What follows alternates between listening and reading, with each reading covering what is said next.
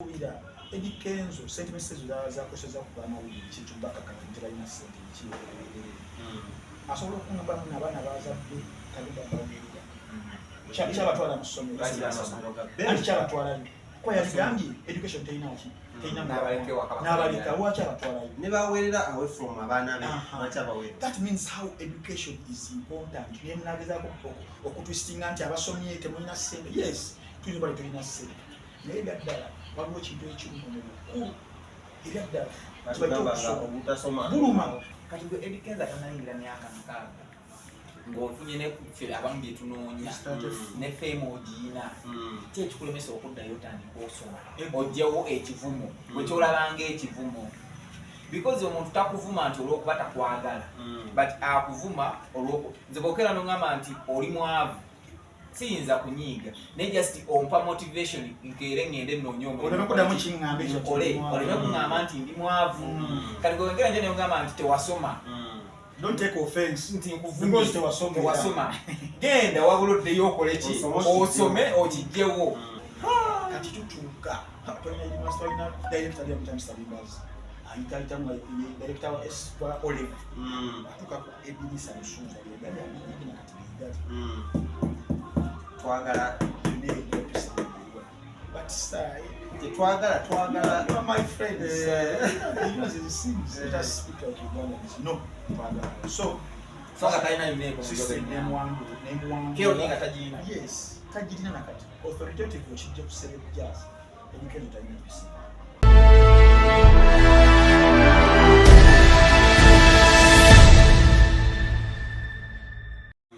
Makko kugira mazima protectinga takolera bantu kyakolera nnyo bantu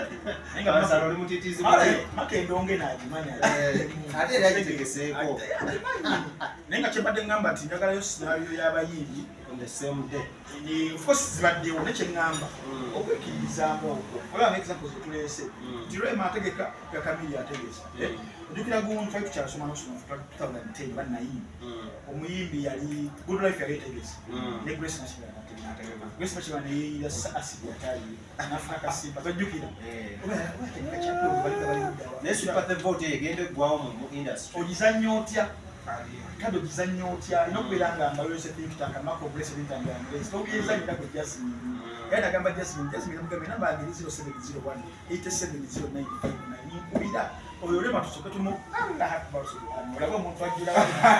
kale soko kati ngeri nakye nzijukire niko kyagala okulayakulako omuyimbi omu ku lunaku lwe lumu nga n'ebifomosi biri yes nti tukirabyeko mbadde mba example ya Grace Nakiba ne Good Life biri mwenda omukazi n'agamba sijasobola numezo naye kankoleka strategy neyeeyira asidi ataliyo okitegeera tufuna sympathy era twamuwalira tugenda mu Rema kamiliyoni Evans baani okitegeera bagenda nga beeteekako naye akasembayo eya Palaso Ali ate bona bakola ki mbadde manyi ssente bona otunuulira ninabe Makko mwene ng'egyo ntunuuliramu abawatuzi bamumanyi gwe bawa ssente ne gwe basomera abantu bamumanyi nze nali okugalya nkopi abantu bayingira bulungi nabala ne ssente basasula kinagani nti Makko kyagala kukolera bannayuganda omusajja wabalamu nnyo siri musajja wabalamu naye byaliwo basasula kale ng'omaliriza ku nsonga eyo nze kale wettu wenjewunzise kituve mu kukaaba ekitegere nti bizinesi Smith nembeera nkola nayo ku pano wano ng'ompise ekyo kibeera professional naye singa nange mbako kyenkoze katugeze naye nkoze YouTube channel Smith nokai n'entambi naye yakoze you understand werabire entambi naye alina ebiruubirirwa bye nga ye ne business alina waagibalanga ye tekigenda mukwatako nnyo nti because mukwano gwange gundi alina nengeri n'okukola okitegeera kati Abannayuganda abayimbi Abannayuganda balina entitlement nti amaziga ga fiika ago ga kirogo okitegeera nzimba kubanga nze nategedde bwe yansose saalitaddeyo why okitegeera audience sizezimu kale ensonga kati gyenjatuneze nayo ey'okusoma kw'omukulu Kenzo management issues okusoma n'obukuba obutasoma okusoma kwa Kenzo discussion about his education not then ne management ya federation chimanyi muno bagamba okulembeze buve Katonda according to my tebiriyo so gwe Napoleon otta abantu bahitira bali kigambe tumulekeko okulembeze buveeri Katonda. After discussion ya Wuma Federation Corporate tunanga zize siri avuddeyo nayogera ebintu bingi nnyo mukwano gwange Afina Mugerwa mukwano sponsor avuddeyo naye makotasa kikiza ntufina mugerwa sponsor wa soyinza okutagula abantu sponsor wa just sponsor a sponsoring nnyo mu Makko ku nsonga ezitali zino. So just discussing education ne mu bukulembeze that case in point is Kenzo ne federation. What is your submission?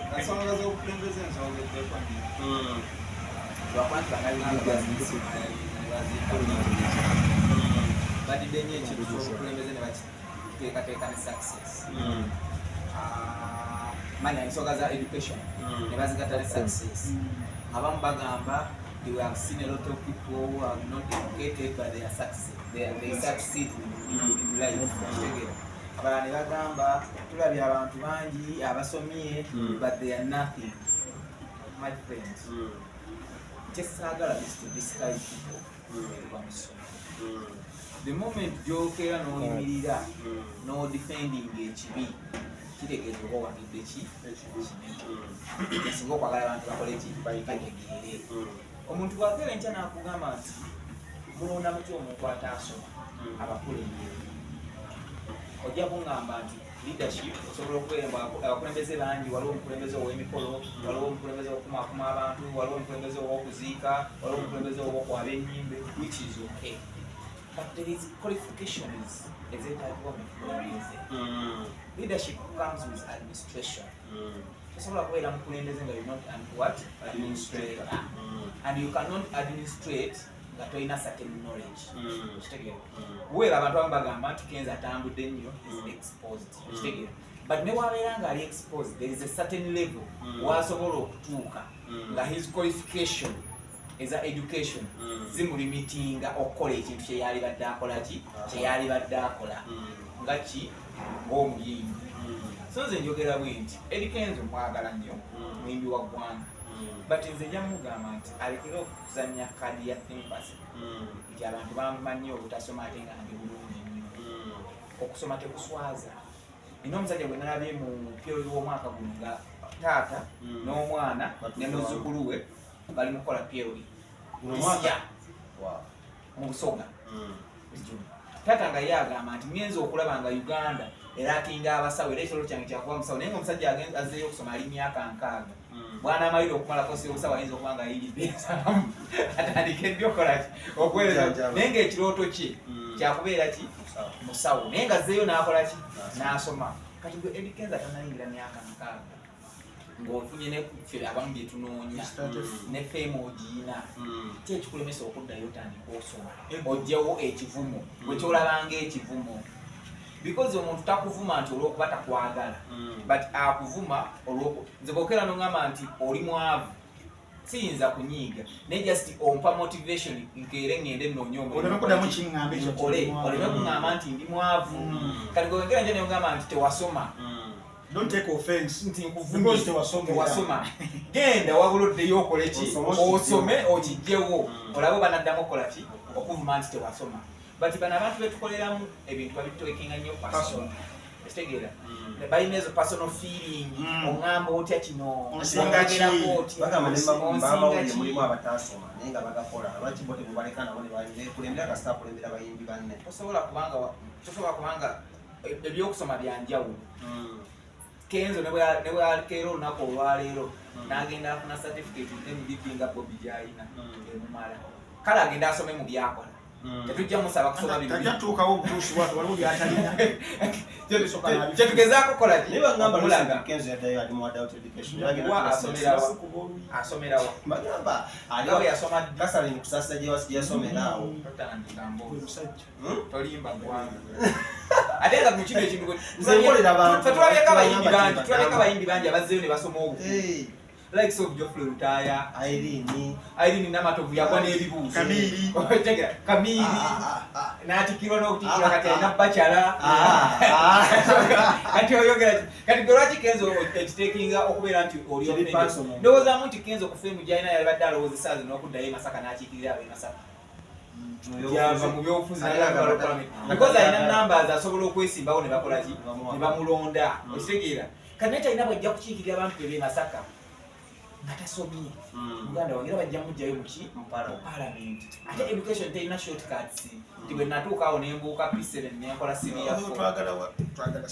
okitegeera Kamiliyoni nga yabwira temwamu nagenda ne ku ssomero gye yatuulira ne bampa abaana be yasoma nabo sebe mpozi nagirimu ogyeradde ye kusomero naluka ye katuuso ekatuuso wano yakolera ku salaamu yasoma ne Sematimba nagenda eruweero ng'akola ebibuuzo nenyingira ng'akola nemmala neekola ki ne bwe byadde ebibuuzo ne Max neekola ki nenzikwata yayita ne ku y'omusumba Bujingo bwe bamutikira natuukayo nenkoshoninga nti bane yatikibwa twagala basome Frank, your take on this work. What's now in Masaka? Anita Sebo. Oliwa. Nzaliwa Busabala, nzaliddwa Ndeba, Banzika Busabala. Yatanike bozibya kayewano, sima nzalira Kampala. Nzaliddwa Ndeba, nzikibwa Busabala, so ndi wa kukibuga. Your take ku nsonga z'edi Kenzo n'okusoma kwe ozoogerako ki naye nze okusobola nti asobola okusoma nga asobola okukulembera abantu nga tasomye. Okay, kisookera ddala ebyaddala okusoma tetulina ku underestimating kubanga system ey'okusoma erina kyamaanyi kyeshapinga omuntu obulamu bwe okitegeera kibeeranga omuntu nga badde criminal nondeka mu system y'okumurehabilitating for example prison agenda okumulonga is 20% because university ddala ku bantu bwe batyo kalina education nayo erina kyamaanyi kyeshapinga mufe the way you conduct yourself bingi nnyo nti osobola okubeera nga ne mu class oscoring nga bulungi mu subjects but meya sente nnyo otula mu classroom interactinga n'abantu abavuga backgrounds ez'enjawulo kibaako kikikusheepinga that's how valuable education is era weyandadde era ddala Kenzo obbiwa musangayo kuba yansungako omwaka gumu nzija musinja wa 2005 Kenzo ngali musinja 2005 ngali mu house bagiyita Kavuma house ngali mu 2S okitegeera nga tuli mu S1 nga muvubuka azannya omupiira era ntuuka okunoonyereza nga waliwo headmaster wayita George William Buve nga yajja abaana abayitirivu ennyo abamu nga kusinja byamusaka ngabamu abalese ku MDD abalala omupiira kuyamba lubiri ku tinta most excellences ebbiri omupiira ne MDD naye nga alina baleese nga balese buleesi nga n'okusoma P7 balina What are you insinuating? I'm insinuating that was the young as Chibuli on the Kampala post-primary academy oleta abaana balina ekitono education ali left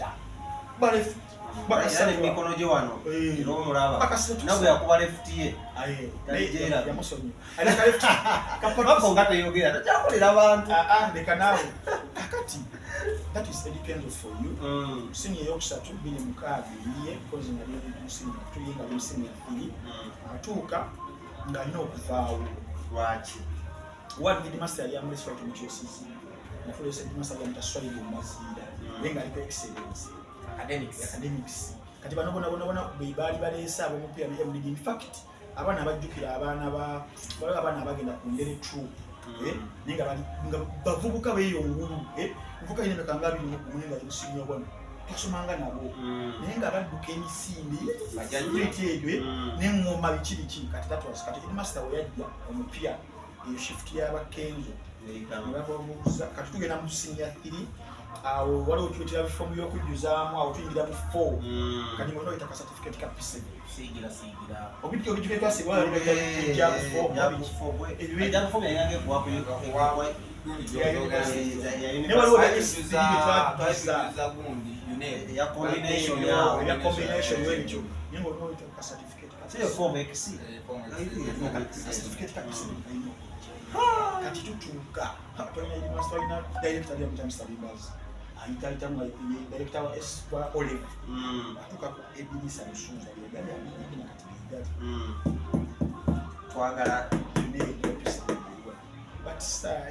twagala you are my friend you know this things let us speak out with one no twagala so kataina imeko name wangu kio ni katajina yes tajina nakati authoritative ochije kusebe kujaza education tajina pesa sichongera kumukakanya that is the fact or what you take that is the reason why he dropped and that is the reason why he is not opting to go for adult education bwana eba kisaba kubanga adult education kitegera oto ngapise otandikire eri in fact asana kubuza mukida gati petoni batento asolo kuyime batento na jamwe sati nasiga mpambox yewe kati kwa buzibu otapato marofu ne P7 it's for bichibi kati olumubambye olwa ego nekitiba ne status you don't picture yourself going back bajja kuyiya somena mtabani wange ono maka ajja kujja n'ekikamera kye anoonyereze kubakolera abantu olibala abalamu bambye nogamba kangabire wano regardless era ni successful okwegumya ne kujjiraawo bebashiba bali yagamba kuma musinga tukuga bashiba ofunye kusekeyo ofunye adult education lekalo kale tailoring obelengo okaina kati situation is janti these artists they take criticism kubeera nti tulina personal bunze tubayinako yet si ekituufu nze there is nothing I have personal because sigenda beera ye sigenda fuuka ye sigenda fuuka muyimbi so tewali competition eriawo muno mufiireko oba kitegeera naye abawagizi bakitwala bajabuza kati gwe Ntambi Eyasooma ndi wasoma nakyo simota ebikenge siina kumusinga oba kitegeera naye toyina omugulire ekituufu nze ndi w'amawulire ndese facts ku mbeeza ziizo kati naye n'abayimbi nabo bawaganyaziddwa nnyo abawagizi baabwe naye ng'ateekinga offense tosobola kubuuza munnamawulire Mr. Henry n'omugamba kati oyo agamba mbuno saasoma nsinga kino okitegeera amawulire bwabuweereza awo no twawulire Eyasooma because Eyasooma abakimanyi nti journalism is a service it is a service nga olaba okusomesa ate ng'ovudde kwekyo batrankinga mu Uganda wano tuli ba fourth estate yes namba nnya kizibu okugamba w'amawulire oyo nga talina ssente ali mu buweereza bw'oli muyimbi nti nno osobola ofuna shortcuts zo n'ogaggawala nga omanyi bazanyoobuzwa nomanyirawo omanyi anko wange asina taata wange just kuba namba nnya wa muzeeyi namba nnya mu rank naye kyasiba agamba nze namba nnya kakati Makko ne Smith just dakiika emu bweti ebere logic osuubira Edi Kenzo sentences zakoseza kuba amawulire kintu bakakati nti balina ssente ekiweerere asobola okungamba mu abaana bazadde kalida bawulira kyabatwala mu ssomero anti kyabatwalayo kwa yagambye education teyinaki n'abaleka lwaki abatwalayo ne baweerera away from abaana be lwaki abaweerera that means how education is important naye munagezaako okutwistinga nti abasomye temulina ssente yes tulina bali tulina ssente naye byaddala waliwo ekintu ekimu mukulu ebyaddala buluma naliko ku banka awo omukaga nga alese ssente n'essimu nenampita muvubuka gyange obusente bange obutono obwekinaku nanyamba nyamba enyambeko amakusizinozinzigirizeemu wano mukibiki nga nessimu njalasobola nenabawavadde emitwalo emisango just akukokakokka naye omuntu oyo omanyi waddeyo mu mmotoka n'agamba kale singa yange mama Fina kenyini yatugamba nagamba ninaye bakubanga namusomo ng'atuwulireko kolezaamu kugwa ku State House lwa buzungu n'obutasoma bwe n'oba oli successful etya mulimu systems ezimu nga obutasoma era ddala ojja kubeera olina wootafiti kale so obukulembeze bwa federation mubugwamu ekituli lwansonga eri Kenzo yasoma nga waliwo other factors obukulembeze wakitulukwamu ekituli era bye byonna bifaanagana because lwaki leadership kati emulemi ne administration nti byawo nti omuntu eyayitako mu ssomero aba amanyi engeri how to handle bakwatako administrative so nze era nali mwegerere mugamba lwaki toddayo n'okolayo ka administration course ekitegeera naye kaba ka myezi 6 oyige because bino byonna bye tulaba netuvaayo ne tulaba nti abaala balwanidde federation Moses Matovu yabuddeyo n'agikubamu ebitu Gonedi yabuddeyo n'akuvumaavuma Cindy adduseeyo King Saka uno yeegasse ku okusala amalodi muwala Spice we yabuddeyo kati byonna tutuuka ekiseera tubitunuulira tugamba byonna bijja lwa nsonga ki nti ayagala nnyo akozese obuyinza bwe rather than kukozesa amagezi kuno tuyitagamu amasomeko otya bw'olina okwata nti bw'omanya nti gwe mukulembeze waliwo ebintu ebimu byotajja kukola kinagambe kya conduct school kyekuyamba ene discipline gyekuteekamu nomanya kale mulonzeko class captain nomanya ekibiki erubiri awo noba class captain teyakufuna so atumaliriza amagezi kigemuwa because nokwepita nako ku federation nako is one of the reasons why bagamba people a federation ekoze ekudde ne buli wabeera ekkuŋŋaano wabeerawo ebintu bya sex tosobola kwawula sex mu kkuŋŋaano kasi abantu batambira ne bacyamuka ne bagenda mu vibe oyo sex yabaddako kwepita tewali kirala kyanjawulo franka mukwano ne bana byafuzi ne babeera mu lusisira lwa politics era babeera sex bagenze mu East African Games eza parliament aye nga nde yasome ne radio yayimba akayimba twala abaana basome guno omulembe sigwa batasoma ojja kugamba wazaala okusoma mwana wange soma tozanyisa kala soma bagamba ozanyisa ki ozanyisa obudde kale ensonga gyegizogera twogeddeko bannange mu bigambo bitono nnyo lunokke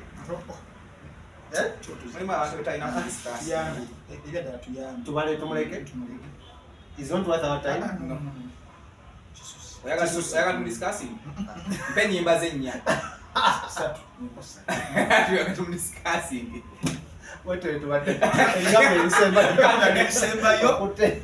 ebisembayo jasigala kugamba bannayuganda abalala serem jazz ogenda okuvisitinga baganda nga pizza origin abasinga okutunda pizza eziwooma obulungi ennyo buli lwakubiri n'olwokuna balina buy one get one for free bakola delivery ku namba y'essimu 0774 636 ne 0708799854 sako ne baganda banga badrena emergency medical services banono nga bakutuusaako obujjanjabi obwamangu ennyo nti gwe abakuŋŋaanyiriza abantu abangi awantu obujja kwetaaga services zaabwe singabeerawo ensonga embi naawe alina amaka nti oyinza okwagala okutraininga omukozi awatya omuntu emergency esooka mu